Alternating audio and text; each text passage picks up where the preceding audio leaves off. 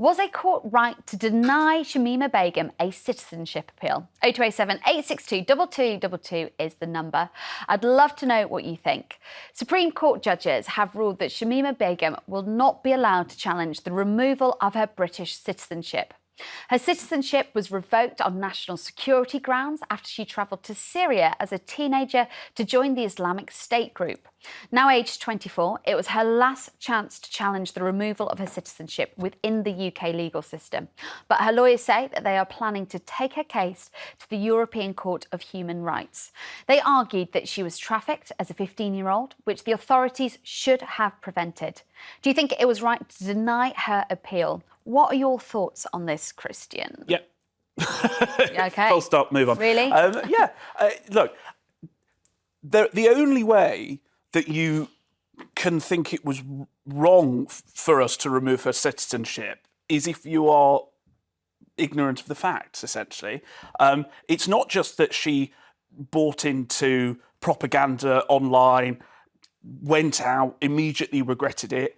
She phoned her mother, she told her to come home, she said no. She married an ISIS fighter, had children, awful reports that she was an enforcer in ISIS's morality police. She was carrying guns, she was sewing suicide vests, she was living with severed heads. Any of the arguments then that she was groomed to do these things? There's an element to it. I mean, no, come off. This is terrorist sympathising. Grooming. As I say, if it had just been the case that she went out there, she saw the reality, she started begging immediately to come back, she didn't participate in ISIS's activities, then I think she'd have a much stronger case. But as it is, I think it's absolutely right, and we shouldn't want her anywhere near the country. Nina, what are your thoughts on this? Right. Well, she is someone who has done despicable things. I think we can agree on that. We all agree on that. But there are several aspects that make me, that trouble me. Firstly, that you can't deny someone their citizenship if they're going to be stateless. And she is, in effect, stateless. She was born in this country of Bangladeshi parents. Now, she had, until she was 21, the right to take Bangladeshi citizenship. But that's gone. So she is in effect stateless, and she cannot get into Bangladesh. So that is one of the rules, that you cannot make somebody stateless, and we seem to be just ignoring that. Secondly, she was 15.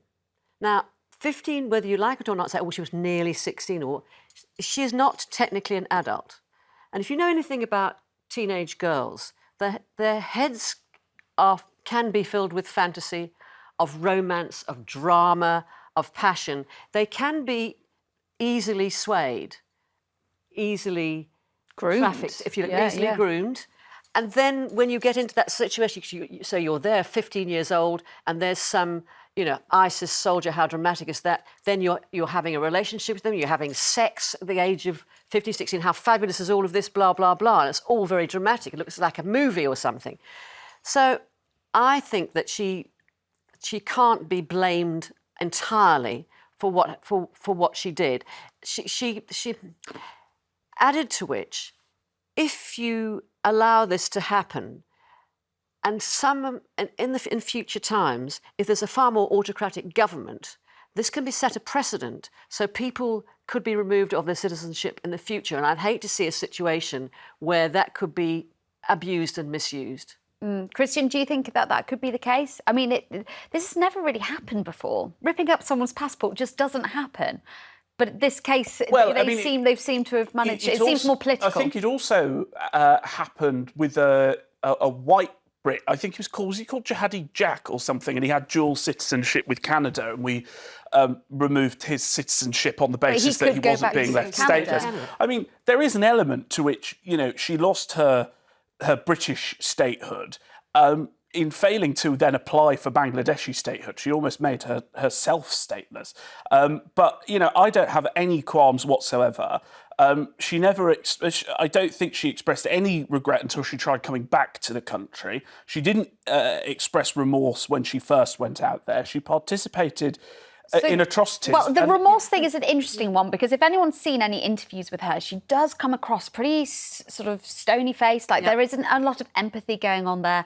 But I'm not sure if that should be held against her. I think she's experienced a huge amount of trauma, no? And the other thing is, for instance, we had, in this country, Ian Brady and Myra Hindley. When you allow them to be tried in this country and to see out their long lives in prison, and not remove their citizenship, why can you remove her citizenship? What she did was arguably not as much what they did. You can't just pick and choose. The thing is, good, bad, indifferent, evil, whatever. They are our own. They are British. We can't just discard them if they're inconvenient. And the United Nations has advised that people like this should be repatriated. They are in Australia. They are from the States. You've got bring her back here, try her. Yes. And jail her. Give her day in court, though. What do you make to that argument? If the radicalisation happened when she was in Britain, then surely it's our responsibility to deal with that. Well, I don't understand the desire. We've got a perfect solution here, which is she's not our problem anymore. I don't understand the desire to bring her back, try her, and then spend a huge amount of taxpayer money putting her in prison, which, by the way, at the moment, she'd probably be out in about 2 years, given we're having to find extra Don't be space. ridiculous. the thing is, she serves as a lesson to other people. And if there was a trial here, the people who might potentially be radicalised in future would see that. But I think it's the opposite. I think the lesson is you go abroad, you join a terrorist group, you're losing your citizenship, you're not coming back. If we repatriate her, then well, brilliant. I'll go aboard and go and fight for a terrorist group abroad, and then I'll get brought back to Britain and live at Her Majesty's pleasure. It's not the same as she's not like the Beatles, as they were called, or Jihadi John. She's not perpetrated. She was radicalised, obviously, because a 15-year-old girl just doesn't get on a plane. Have those thoughts. Let's hear from a caller from home, Shelley from Newcastle. What are your thoughts on this? It's a really complicated issue, isn't it? I don't think it is, really. They keep saying we need to give 16-year-olds the vote, that they know what they're doing. So she was 15, she was a highly intelligent girl. You don't go looking for things like that online, I'm sure I don't. I don't think she was radicalised at all. And they keep saying I bring back here to put her through our court system. Why? If somebody does a murder in America, they don't bring them back here to try them. She should be tried in the country she's done the crimes. I'm sorry, I just don't understand the logic of saying they should bring her back here. She only wants to come back here because they were caught. She's not stateless. She's a married woman to a Dutchman. She could go and live with him. No, Shelley, that's not the case. It is true. It is true. She's a married woman. She's in a Syrian refugee camp. She's a Syrian refugee camp. She has three children who died. Have you not got any feelings of humanity for her? The man that interviewed said she's cold-hearted. She said when he was asking her the questions, it was a programme about him, and she said, I'm all over that now when he talked about her children. So, Shelley, I mean, she was came across quite cold when she was speaking about, her 3 children that died. Everybody, of course, would be affected by that. Anybody would. Do you not think that's just almost like the defence system that she's got going, or the trauma that she's experienced? She's not expressing that in a way that comes across well? She's only saying what she's saying to try and get back this country, but she shouldn't be tried here. I don't understand this logic. I mean, what was he called to try to get to America, and people kicked up a fuss, and then he wasn't allowed? I mean, you're tried in the country, you've committed the crime. A man in Australia murdered somebody, and he was sent back here after he'd done his time. So she should be tried over there. But she's British. She is British. You So? can't just say she's not British because of what she's done, because it's inconvenient. She's committed a crime in a different country. Yes, but then Not here. Well, exactly. But she is still British. Nonsense, She really. was born here, Shelley. So? She was But born if she here. wants She's to come British. back here, surely she has the right, even if that means that she ends up in jail.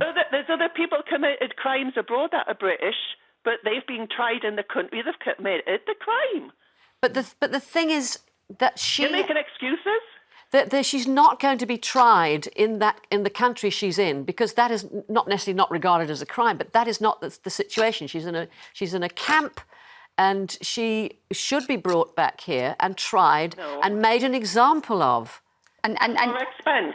And you mentioned So her. what? You mentioned her age there, Shelley, when she went. What age for you would make you feel more sympathetic? You think 15 she knew what she was doing? Maybe if she was 13, would you feel come differently? on, you know what you were doing at 13, 14, 15, don't you? Okay. So you think any kind of teenager should be treated as an adult? You know what's right and what's wrong, don't you? You do. Well, it Come depends on. how much you've been Why would you give manipulated them the by vote someone at else. 16?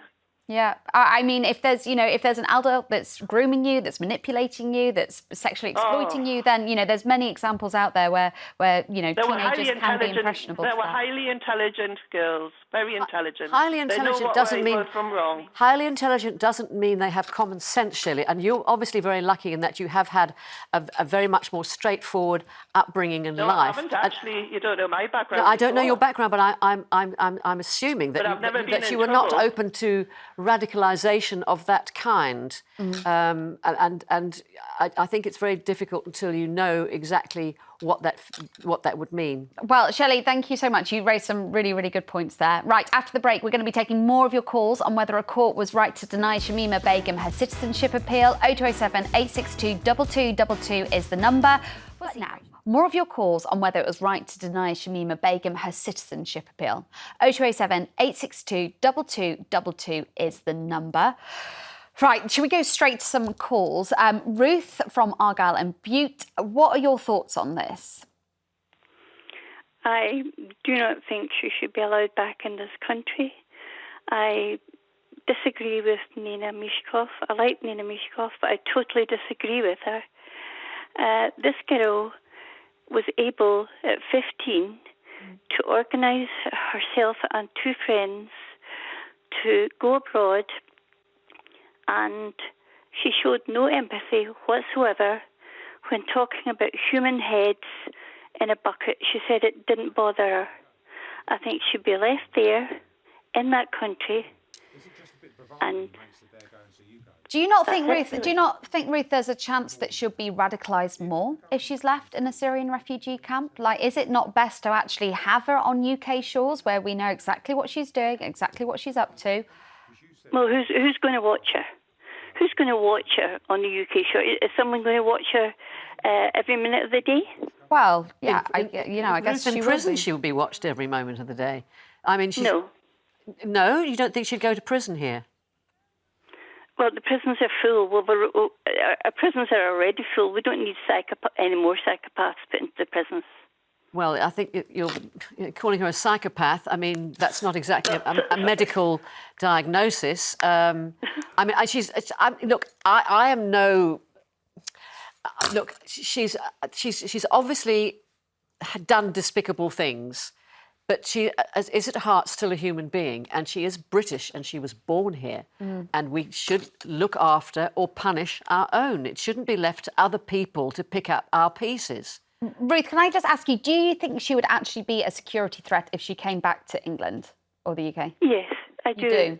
Because she herself has been radicalised, and I think she could radicalise. You don't think she's changed? Young Or girls, Christian, what are your I thoughts think on this? Ruth is spot on. I was struck by earlier this week. The Ministry of Justice had to intervene with HMP Wandsworth because hundreds of prisoners are self-harming. They're on drugs, and you think, if they can't even monitor which prisoners are doing drugs, my goodness, they can't monitor radicalisation, which is almost certainly happening because of the prison overcrowding situation. And I don't think for a second that we can trust Shamima Begum, if she were in a British prison, not to be radicalising prisoners and creating more of a problem for Britain in the longer term once those prisoners then get out on the street. I think you're absolutely right, Ruth. So you don't think there's any chance she's changed? I mean, she says she's changed. I think she's changed. I think she can sit and rot in that camp in Syria for all I care. And by the way, the idea that ISIS haven't been fundamental in having to establish refugee camps in the Middle East because of their terrible atrocities, which she participated in. I'm surprised she's even allowed to be in that camp, given her role in it. Do you then deny that the idea of redemption of any kind? There are some people who can't be redeemed, and we know that. You're assuming that she's one of those people. Yeah, she was very young when all this happened. All evidence that we've seen from interviews, from media appearances, from people that have spoken to her, says she's cold behind the eyes, she did what she did, and she doesn't really believe her apologies. She's only saying it to try and get back into the country. But she's British. She's one of ours. She is British. She is our problem. Why should we pass that problem on to other people? Yeah. We have a responsibility. We can't just abdicate a responsibility to punish her, to look after her, to do whatever should be done with her. You can't just say, you can't litter her somewhere and say, well, no, we don't like her. She's not ours. OK, let's hear from Amanda in Lancashire. Amanda, what are your thoughts on this? Who are you agreeing with on the panel? Nina. OK. Totally. From what I remember of it, she was actually radicalised before she was 15. They don't do it in 5 minutes, 6 months. She went over with a friend who came back. Now, as far as I can remember, she went to one of the hierarchy in the ISIS people. And as an ISIS soldier, like the SAS, she would have been taught not to show reaction. So I believe that's what she's still got in her. Yeah. I do believe that she should be able to have a chance to come back. And as I've said, I would happily have her in my house. In your house? Yes. So you really think she's a reformed lady that, she poses no threat? I don't say she poses no threat. What I do believe is that she was radicalised before she was 15. And by the time she was 15, she went travelling. She would have known no better necessarily when they started that radicalisation on her. They don't do it in 5 minutes, 6 months. It takes time. Yeah. And there are stories that she was sexually exploited, that she was groomed. There was a story that a Canadian spy was actually part in helping her get over the border, and he never reported her to the authorities. So there's lots of people who are, have a hand in this. It wasn't just sort of a 15-year-old girl going off on her own. Amanda, I mean, quite amazing that you'd say you'd have her in your house, but I guess it shows that you feel like maybe you could be a more positive influence than her. Thank you for calling into the show. Let's hear from Pete in Sheffield. Pete, where do you stand on this? Good morning. Morning. To be frank with you, I think she should stay where she is. She's a terrorist and she belongs there, and I don't care if she was 15 or 10. I mean, look what happened in my city, Manchester. Those poor people were murdered in cold blood. And people know what they're doing. We've got enough head cases of our own. We've got these nutters on our streets doing all sorts of things. And I just wish we could deport them to a foreign country, to be quite frank with you, and let them rot. They're an absolute disgrace. When people come in this country, we want them to be law-abiding, live by our rules, not pretend they're anything else. I don't care if they follow Islam or whether they follow the Pope or whatever. You have got to live by the rules in our country. The British people are cheesed off with all sorts of people coming in doing what the hell they want to do, bombing our cities, committing acts of crime, attacking mosques, and God knows what else they'll get up to. But we just don't want them. We want a safe country for everybody to live in. Absolutely. And people will say, we're proud to be British once more. No more rubbish in this country, for God's sake. Make this country a lovely country to live in. And that's not a racist thing to say.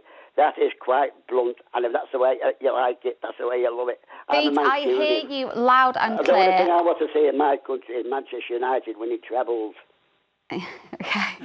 Pete, can I just say to you, you said we've got enough head cases of our own. Well, she is, you say she's a head case, she is our own. She is British. Yeah. Well, lots of people in this country are British and do terrible things. But they end up in court. They don't end up stateless. And I think that's what people are arguing, that, yes, she has done awful things. Yes, she should be punished for her crimes, but she shouldn't be punished for her crimes by ripping up her passport. Thank you so much for your thoughts on that. Let's go to Pauline in Lincoln. Pauline, where do you stand? I think, first of all, I'd like a word with Nina. You were not writing in your column for Jackie, which you did years ago, girls have hormones, girls have sex, they fall in love. Over here, you're not supposed to have sex till you're 16.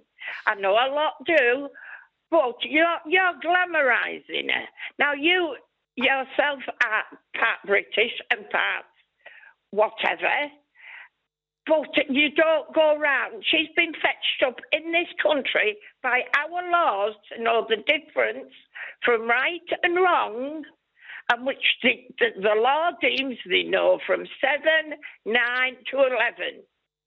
So she's done the crime, do the time, she can rot. She's over there, the refugee camp. Okay, let Nina respond, Pauline. Let Nina respond. Quick comment from Let you, her Nina, do before we the go to break. time in this country because she is British. And I'm a bit confused of what you were talking about, Jackie magazine. I was the editor of a teenage magazine in the 70s, which was called Jackie, and so I do That's know. what I mean. Yes, so I know something of the teenage mind, surely, and how it works. And I don't think Nina was necessarily glamorising it. She was just explaining how a 15-year-old sometimes gets caught up with these things and how they're vulnerable to being groomed in that way. That's exactly what I was. No, I don't think so. Listen, if you're fetched up properly by your mum and dad with the British standards, English standards, pink, yellow, green or orange. Pauline, I'm so sorry to cut you off there, but we're going to have to go to a break. Thank you very much for your thoughts on that, and thank you for everyone's calls on this. Now.